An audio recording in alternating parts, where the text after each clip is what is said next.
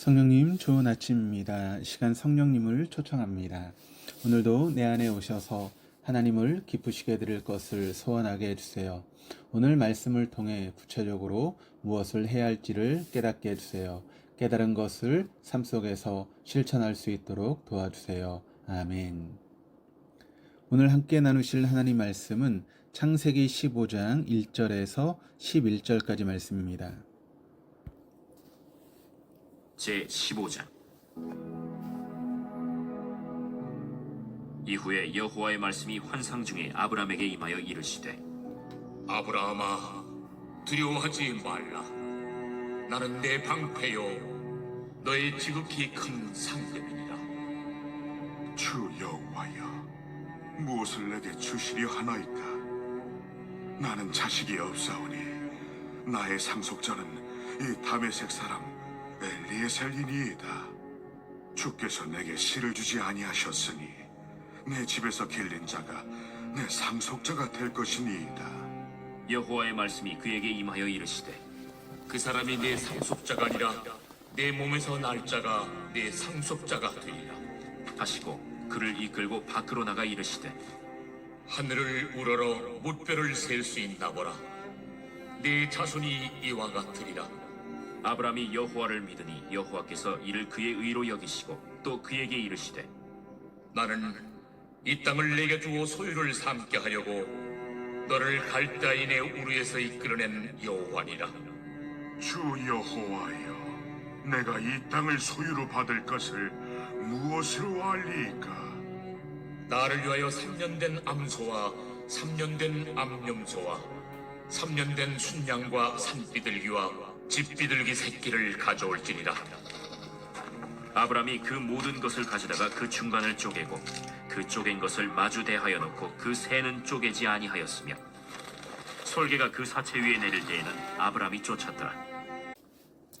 이후에라고 하는 단어로 시작하는 오늘 본문은 성경 전체 핵심에 해당되는 중요한 사건이 기록되어 있습니다. 따라서 앞서 어떤 일이 있었는가를 살펴볼 필요가 있습니다. 바로 앞서 조카 롯이 내 나라의 연합군에게 포로로 잡혀갔다는 소식을 들은 아브라함은 사병 조직을 이끌고 올라가서 연합군을 물리치고 또 포로로 잡혀간 조카와 사람들 그리고 재물을 되찾아왔습니다.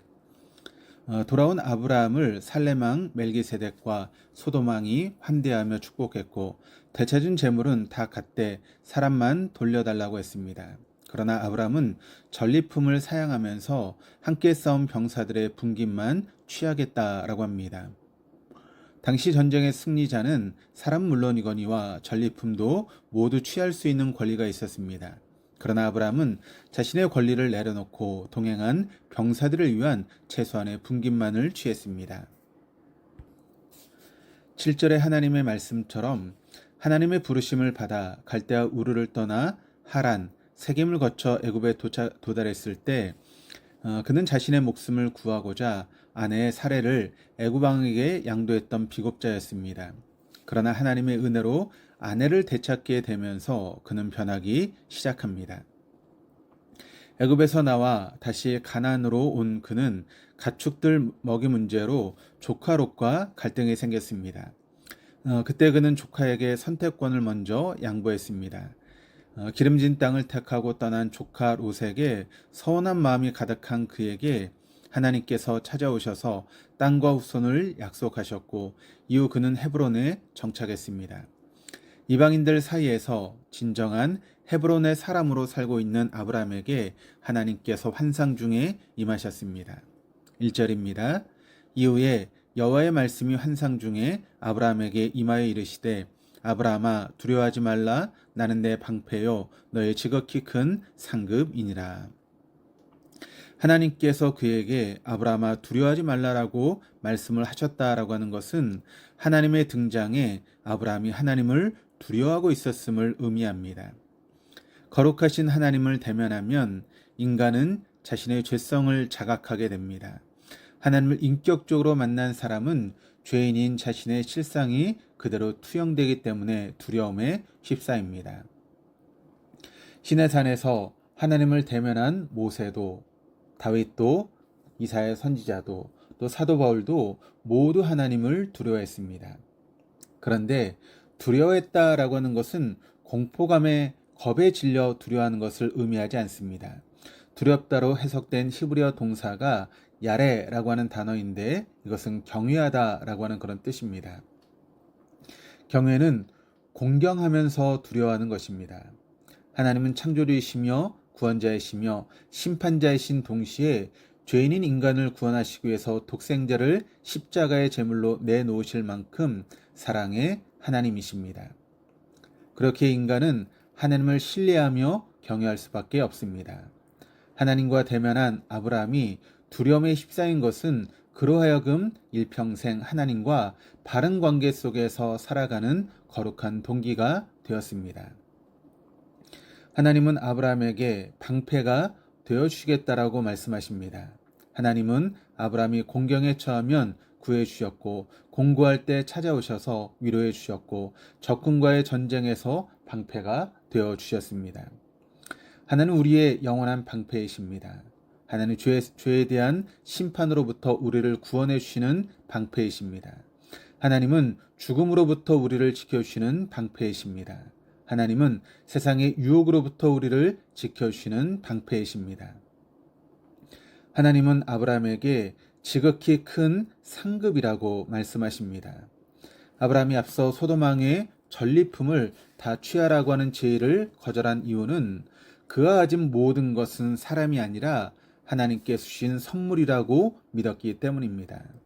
즉 아브라함은 자신의 재물이 상급이 아니며 하나님이 약속해 주신 땅 역시 상급이 아니고 오로지 자신을 불러주신 하나님이 자신의 상급임을 믿었습니다. 2절 3절입니다. 아브라함이 이르되 주 여호와여 무엇을 내게 주시려 하나이까? 나는 자식이 없사오니 나의 상속자는 이 다메섹 사람 엘리에셀이니이다. 아브라함이 또 이르되 주께서 내게 씨를 주지 아니하셨으니 내 집에서 길린 자가 내 상속자가 될 것이니이다. 하나님의 말씀에 아브라함은 하나님을 향해 성경에서는 처음으로 주 여호와라고 고백합니다.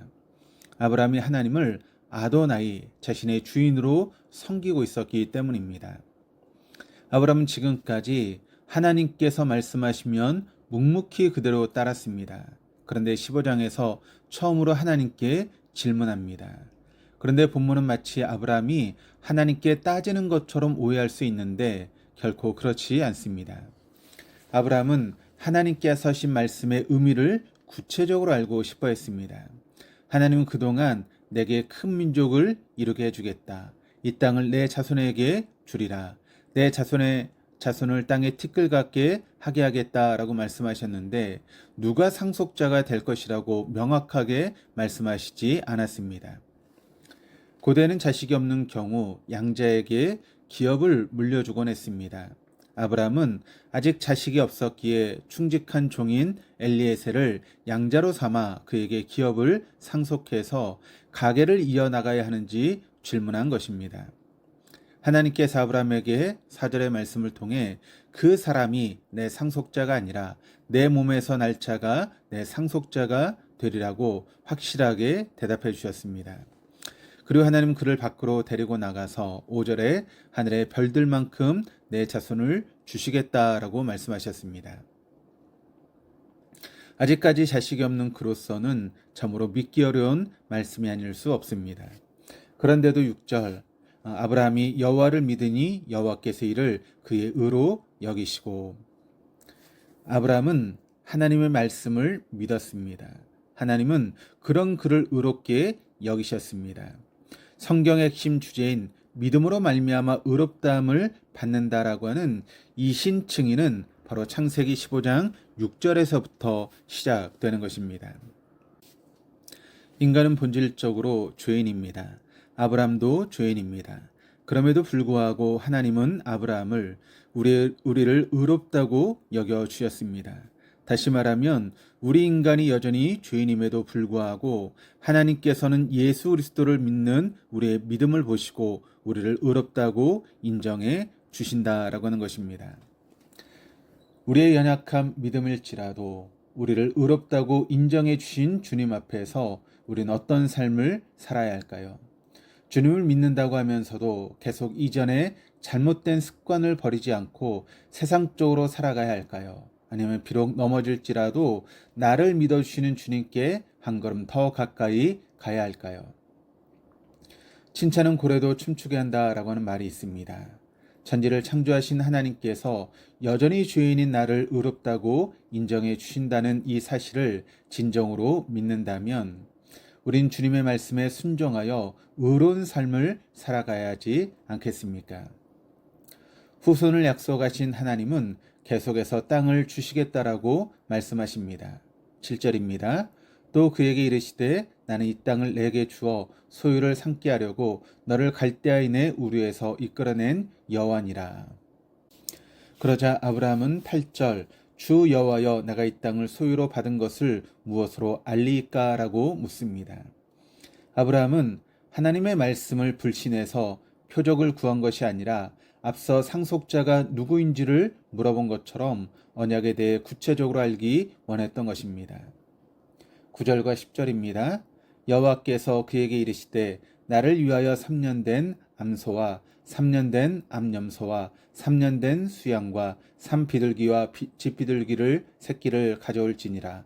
아브라함이 그 모든 것을 가져다가 그 중간을 쪼개고 그 쪼갠 것을 마주 대하여 놓고 그 새는 쪼개지 아니하였으며. 하나님은 아브라함에게 3년 된 온전한 제물을 바치되 작은 새는 쪼개지 않고 나머지 동물은 모두 반쪽을 내어서 쪼갠 것을 마주 대하게 놓게 하셨습니다. 아브라함은 하나님의 말씀대로 제물을 준비했습니다. 11절 솔개가 그 사체에 내릴 때에는 아브라함이 쫓았더라. 사체가 있으면 어김없이 이를 노리는 솔개나 독수리가 등장합니다. 이를 잘 알고 있는 아브라함은 자리를 떠나지 않고 재물을 노리는 솔개를 쫓았습니다. 신앙의 여정에서 자리를 지키면서 해야 될 일을 하는 것만큼 중요한 일도 없습니다. 성령에 이끌려 광야에 가신 예수님을 사단이 방해했지만 예수님 물러서지 않고 사단의 시험을 물리치셨습니다. 복음서에 의하면 부활하신 주님을 처음 목격한 사람은 예수님을 따르는 여인들이었습니다. 이 여인들은 예수님께서 십자가에 달리시고 돌아가시고 무덤에 장사 지내기까지 한순간도 자리를 떠나지 않았습니다. 그리고 안식 후 첫날 새벽에 향품과 향유를 준비해서 예수님의 무덤에 간 그녀들은 예수님의 부활을 처음으로 목격한 증인이자 부활의 소식을 전한 첫 메신저가 되는 영예를 얻게 되었습니다. 무엇이 그녀들로 하여금 이 같은 영예를 얻게 했을까요? 바로 예수님을 믿었기 때문입니다. 예수님의 십자가 죽음 앞에서 도망치기에 급급했던 제자들과는 달리 이 여인들은 예수를 믿고 자리를 지켰습니다. 하나님의 약속에도 불구하고 아직 자식을 보지 못한 아브라함이었지만 하나님을 경유하는 그는 하나님의 약속을 믿었습니다. 하나님께서는 그의 믿음을 보시고 그를 의롭다 여기셨습니다. 믿음만이 나의 방패이시며 나의 지극히 크신 상급이신 하나님과 바른 관계 속에 있게 해주신다는 오늘 말씀을 통해 주님을 믿되 신앙인으로 마땅히 해야 될 일에 최선을 다해서 시간이 갈수록 더 깊고 넓은 믿음의 사람이 되는 우리 모두가 될 수 있기를 주님의 이름으로 축복합니다. 기도하시겠습니다. 하나님 아버지, 주님을 경외하며 주님을 믿는다 하면서도 조금만 힘든 상황에 처할 때면 예전의 사람으로 되돌아가는 나약한 우리임을 고백합니다. 우리의 연약한 믿음에도 불구하고 우리를 의롭다 여겨주시는 주님의 은혜에 감사합니다. 주님의 말씀을 온전히 믿고 주님께서 인도해 주신 삶의 자리에서 맡은 바 최선을 다할 수 있도록 도와주시옵소서. 그리하여 시간이 갈수록 방패이시오 지극히 큰 상급이신 주님과 바른 관계를 온전히 이루어가는 은혜를 베풀어 주시옵소서. 감사드리며 예수 그리스도 이름으로 기도드립니다. 아멘.